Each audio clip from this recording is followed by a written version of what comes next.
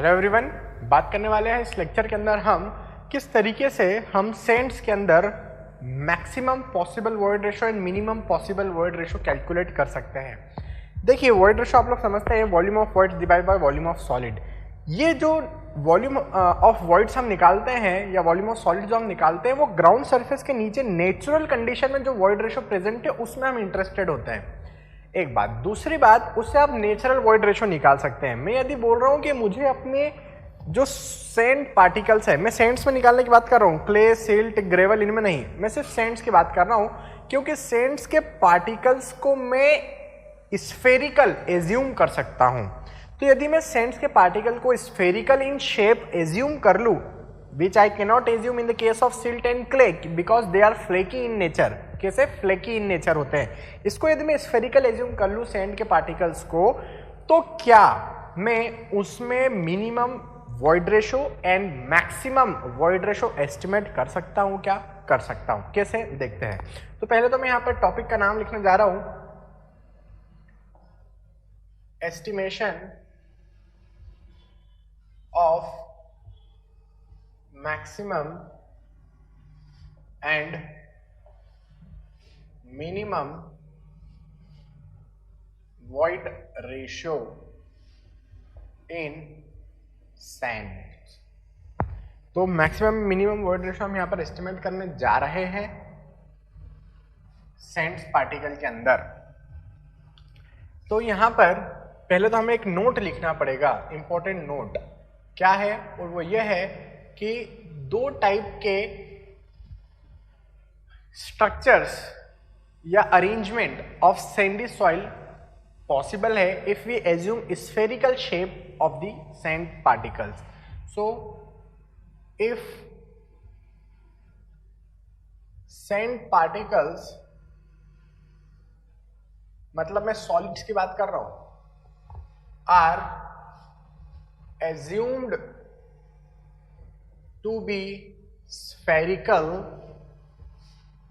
are assumed to be spherical,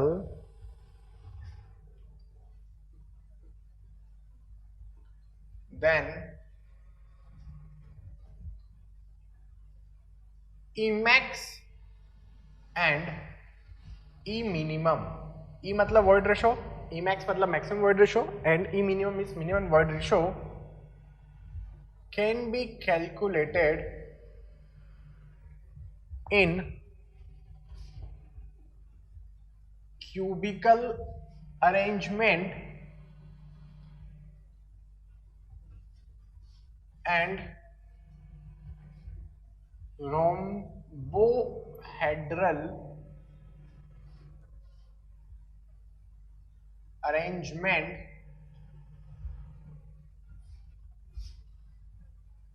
of the sandy soils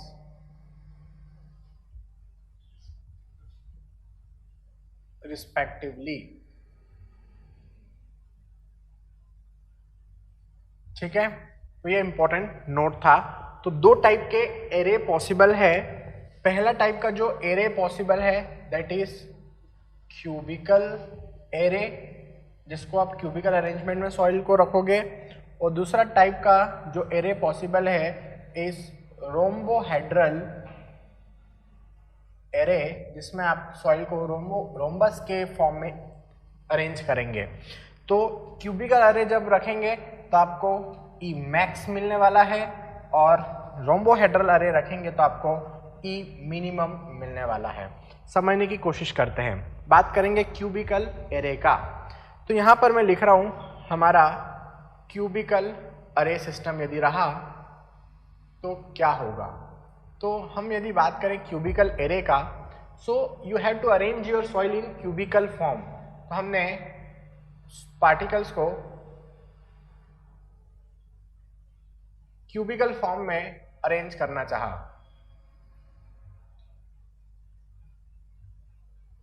ये हमने particles को cubicle form में अरेंज कर दिया।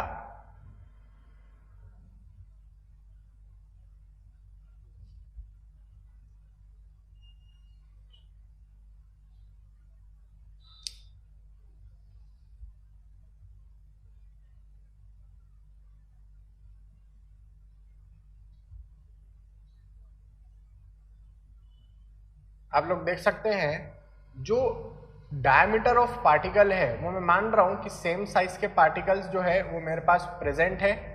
हर एक पार्टिकल का जो डायमीटर है वो सेम है और स्फेरिकल इन शेप है हर एक पार्टिकल। तो मैंने क्या लिया, 1 मीटर क्यूब सॉइल सैंपल लिया, तो ये उसका लेंथ हो गया 1 मीटर, ये उसका हाइट हो गया सैंपल का 1 मीटर, और मेरे पास जो साइड विजिबल नहीं है दैट इज द विड्थ, वो भी 1 मीटर है। तो मैंने 1 मीटर क्यूब सॉइल सैंपल लिया। हर एक पार्टिकल का जो शेप है वो स्फेरिकल इन नेचर है, हर एक पार्टिकल का जो डायमीटर है वो सेम है। तो यहां पर मैं क्या मान रहा हूं कि वॉल्यूम ऑफ सैंडी सॉइल जो है वो कितना ले रखा है मैंने, 1 मीटर क्यूब ले रखा है। अच्छा, वॉल्यूम ऑफ सिंगल सॉलिड कितना हो जाएगा बता सकते हैं क्या आप लोग? वॉल्यूम ऑफ सिंगल सॉलिड, एक सॉलिड का वॉल्यूम निकालना है। सपोज मुझे ये जो दिख रहा है एक सॉलिड का वॉल्यूम निकालना है। एक सॉलिड का डायमीटर कितना है? एक सॉलिड का जो डायमीटर है वो सपोज d है। तो स्फेरिकल इन नेचर है और स्फेयर का वॉल्यूम कितना होता है? 4/3 पाई आर क्यूब होता है। सो 4/3 पाई आर क्यूब। आर रेडियस है, मैं तो पार्टिकल का डायमीटर के टर्म्स में एस्टिमेट करना चाहता हूं, तो क्या हो जाएगा π/6 d क्यूब, ये फॉर्मूला बन जाएगा। ये हो चुका है वॉल्यूम ऑफ सिंगल सॉलिड। यदि मुझे निकालना है वॉल्यूम ऑफ टोटल सॉलिड, तो मुझे क्या करना होगा, कितने नंबर ऑफ सॉलिड्स है वो पता लगाना होगा। तो यहां पर हम निकालने में इंटरेस्टेड है टोटल नंबर ऑफ सॉलिड्स, ताकि मैं टोटल वॉल्यूम ऑफ सॉलिड्स निकाल सकूं। तो टोटल नंबर ऑफ सॉलिड्स कैसे बताएंगे? अच्छा, यदि एक बात बताओ, यदि ये 1 मीटर है, ये लेंथ 1 मीटर है और हर एक डायमीटर, हर एक पार्टिकल का जो डायमीटर है वो 200 mm है। क्या बोलना चाह रहा हूं मैं कि ये जो लेंथ है वो 1 मीटर है सॉइल सैंपल की, हर एक पार्टिकल का जो डायमीटर है वो सपोज 200 mm है। एग्जाम्पल दे रहा हूं, 200 पॉसिबल नहीं क्योंकि सैंड का मैक्सिमम साइज 4.75 mm होता है। एक एग्जाम्पल कि ये लेंथ 1 मीटर है, हर एक डायमीटर का हर एक पार्टिकल का डायमीटर है वो 200 mm है। तो बताओ कितने नंबर ऑफ पार्टिकल्स अरेंज किए जा सकते हैं? 5 particles, 200 mm plus 200 mm plus 200 mm plus 200 mm plus 200 mm, 200 × 5 1 metre हो गया। मतलब इस डायरेक्शन में कितने नंबर ऑफ पार्टिकल्स अरेंज किए जा सकते हैं? 1 डिवाइड बाय डायमीटर। 1 मीटर ले रखा है तो 1 डिवाइड बाय डायमीटर के पार्टिकल्स इस लेंथ में अरेंज किए जा सकते हैं। सो 1 डिवाइड बाय डायमीटर। अच्छा, ये वॉल्यूम ऑफ सॉइल मैंने कैसे निकाला था? 1 metre length into 1 metre height into 1 metre width से मैंने निकाल दिया था 1 मीटर क्यूब हमने सॉइल सैंपल ले रखा था। अब यहाँ पर ऐसे ही ये 1 मीटर लेंथ डिवाइड बाय यहाँ डायमीटर ऑफ पार्टिकल्स। ऐसे ही मैं आपसे पूछूं कि हाइट में कितने नंबर ऑफ पार्टिकल्स आएंगे? यहाँ पर भी 1 मीटर ले रखा है, divide by diameter of 1 particle, तो आपको टोटल नंबर ऑफ सॉलिड्स इधर की डायरेक्शन में पता लग जाएंगे। ऐसे ही विड्थ के डायरेक्शन में भी टोटल नंबर ऑफ सॉलिड्स कितने आ रहे हैं उसका मल्टीप्लाई करेंगे तो आपको टोटल नंबर ऑफ सॉलिड्स पता लग जाएंगे, लेंथ की डायरेक्शन में, विड्थ की डायरेक्शन में। तो ये आपका क्या हो चुका है, total number of solids that is 1 divide by d cube. अब आपको ये भी किस में आ गया? फॉर एग्जाम्पल मीटर क्यूब में आया था volume of single solid. Volume of single solid आपको पता है, टोटल नंबर ऑफ सॉलिड्स आपको पता है, तो टोटल वॉल्यूम ऑफ सॉलिड्स निकाल सकते हैं क्या? बिल्कुल निकाल सकते हैं। तो टोटल वॉल्यूम ऑफ सॉलिड्स जो आ चुके हैं मेरे पास वो कितना आ चुका है? Volume of single solid into total number of solids that is d cube से d क्यूब कैंसिल, बचा हमारे पास π/6। कितना बचा? π/6 मीटर क्यूब। आपके पास वॉल्यूम ऑफ सॉलिड्स है जिसको हम किससे डिनोट करते हैं? Vs से। So volume of solid is your π/6 metre cube, है ना। अब आपको क्या चाहिए? इसको मैं एस्टिमेट कर देता हूं, π/6 का वैल्यू कितना आ रहा है आपके पास? π/6 विल बी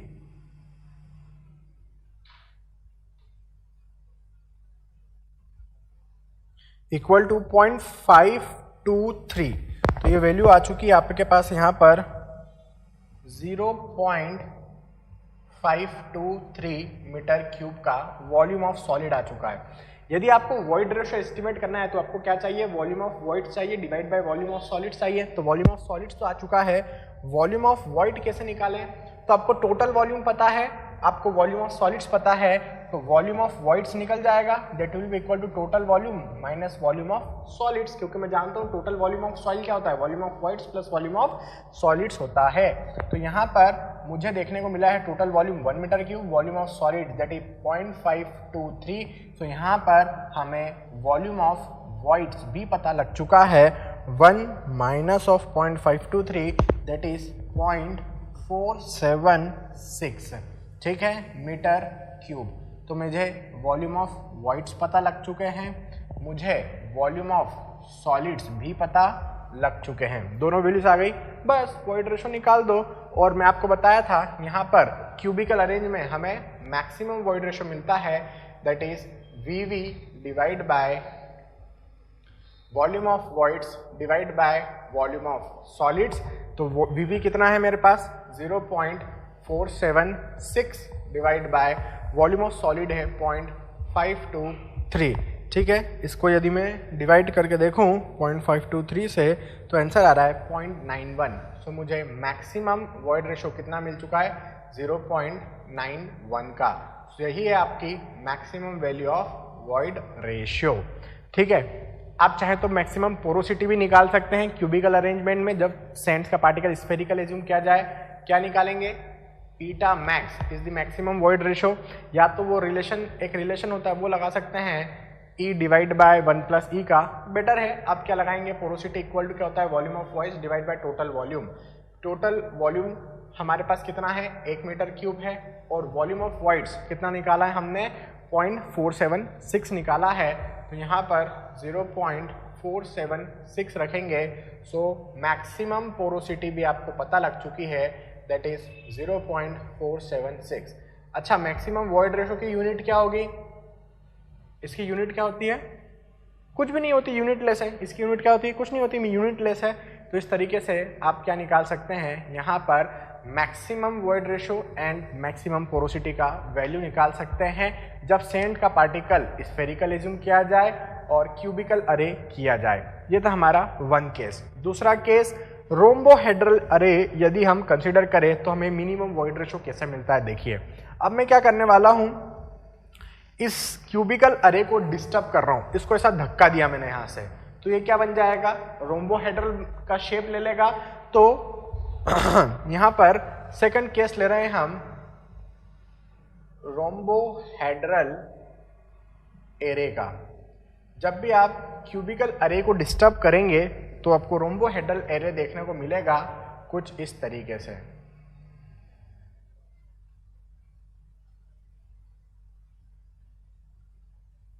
ठीक है, अब इसके अंदर नंबर ऑफ पार्टिकल्स अरेंज होंगे आपके, यहां पे नंबर ऑफ पार्टिकल्स मैं अरेंज कर देता हूं आप चाहें तो।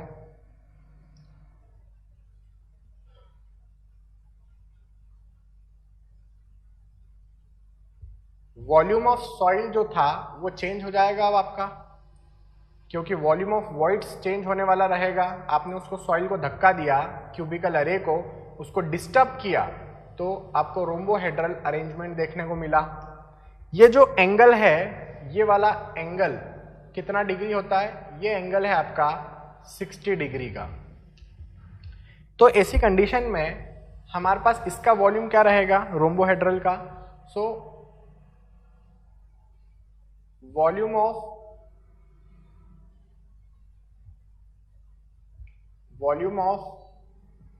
क्यूब आफ्टर डिस्टर्बेंस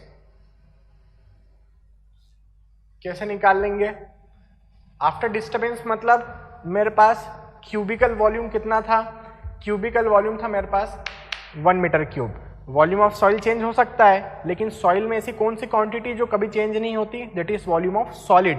तो जो नंबर ऑफ सॉलिड्स है वो सेम रहने वाले हैं, हर एक सॉलिड का जो वॉल्यूम है वो सेम रहने वाला है, सिर्फ चेंज क्या हो जाएगा, volume of voids and the total volume. तो जैसे हमने इसको डिस्टर्ब किया, हमें रोम्बोहेड्रल सपोज अरेंजमेंट मिला, तो उसमें हमें वॉल्यूम क्या मिलेगा, वो वॉल्यूम मैं आपको यहाँ पर लिखने जा रहा हूँ।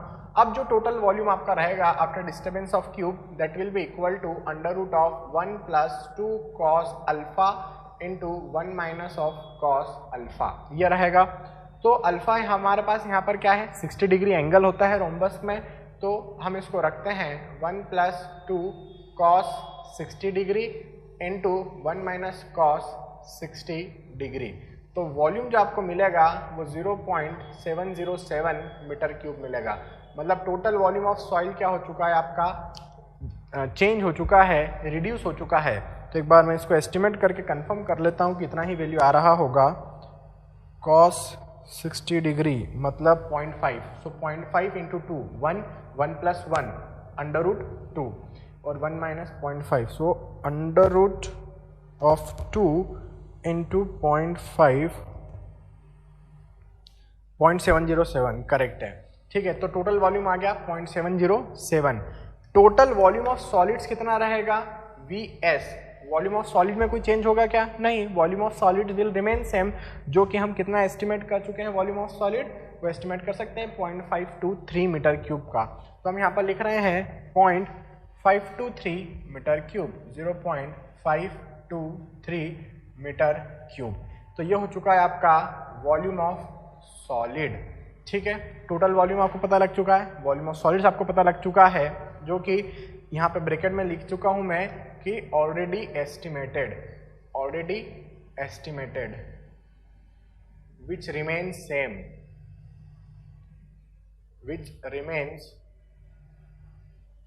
सेम। ठीक है, तो ये सेम रहता है, तो वॉल्यूम ऑफ वॉइड्स हम निकाल सकते हैं, that is total volume minus volume of solids, मतलब 0.707 माइनस 0.523। तो यहाँ पर वॉल्यूम ऑफ वॉइड्स मुझे कितना देखने को मिलेगा, 0.707 में से माइनस करने वाला हूँ 0.523, तो मिलने वाला है 0.184। यहाँ पर मैं लिख देता हूँ, मुझे मिल रहा है 0.184 metre cube. So volume of voids आ चुका है, वॉल्यूम ऑफ सॉलिड्स आ चुका है, टोटल वॉल्यूम आ चुका है। तो हम क्या निकालने वाले हैं, मिनिमम वॉइड रेशो। देखो ई मिनिमम में क्यों बोल रहा हूँ यहाँ पर, ई मिनिमम में इसलिए बोल रहा हूँ क्योंकि आपका वॉल्यूम ऑफ वॉइड यहाँ कितना था 0.476 था, जो कि ज़्यादा था। अब ये रिड्यूस हो चुका है, तो कितना हो चुका है 0.148 तक रिड्यूस हो चुका है। मतलब वॉइड रेशो जो आने वाला है वो क्या आने वाला है, कम आने वाला है। इसलिए हमें ई मिनिमम लिखना होगा volume of voids divide by volume of solids. E minimum में हम वॉल्यूम ऑफ वॉइड्स की जगह लिखेंगे 0.184, वॉल्यूम ऑफ सॉलिड्स की जगह लिखेंगे 0.523। सॉल्व करने पर वैल्यू आना चाहिए 0.35। एक बार एस्टिमेट करके देखता हूँ कि उतना ही आ रहा है, 0.523 आ रहा है, मतलब 0.35 इज करेक्ट। तो एक्चुअली आपको ये वैल्यूज याद होना चाहिए कि ई मिनिमम कितना होता है, ई मैक्स कितना होता है। क्वेश्चन पूछा गया है बहुत पहले, if I am not wrong 1991 या 92 में आया था कि ई मिनिमम और ई मैक्स निकालो सैंडी सॉइल के अंदर, जब पार्टिकल्स को स्फेरिकल एज्यूम किया जा सके। सो ई मिनिमम कितना आ गया है आपका 0.35 आ चुका है। यदि मुझसे मिनिमम पोरोसिटी पूछे तो मिनिमम पोरोसिटी क्या हो जाएगा, पोरोसिटी होता है volume of void to the total volume. अब वॉल्यूम ऑफ वॉइड्स कितना है, वॉल्यूम ऑफ वॉइड्स मैं निकाल चुका हूँ 0.184 है। टोटल वॉल्यूम यहाँ पर हमने कितना लिखा है 0.707 लिखा है। तो ईटा मिनिमम मतलब पोरोसिटी जो मिनिमम आने वाला है वो कितना आने वाला है, देखते हैं 0.184 डिवाइडेड बाय 0.707, तो ये आ रहा है 0.26 के आसपास, है ना। कितना आ रहा है 0.2602। सो 0.26 इज द वैल्यू। यहाँ पर मैंने लिख देता हूँ 0.26।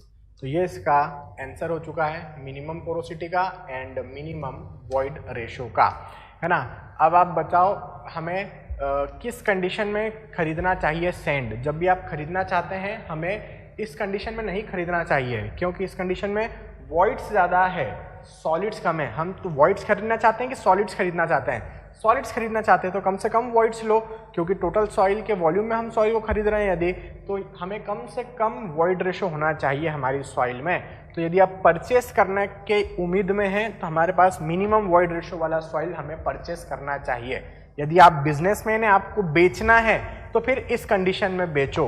यहाँ पर इस तरीके से सेल करो कि आप ज़्यादा से ज़्यादा वॉइड रेशो में सेल कर रहे हैं, मतलब आपके पास जो वॉल्यूम ऑफ सॉलिड्स है वो तो सेम है, वॉल्यूम ऑफ वॉइड ज़्यादा है, आप हवा और पानी ही बेच रहे हैं कुल मिला के टोटल सॉइल के अंदर, ठीक है।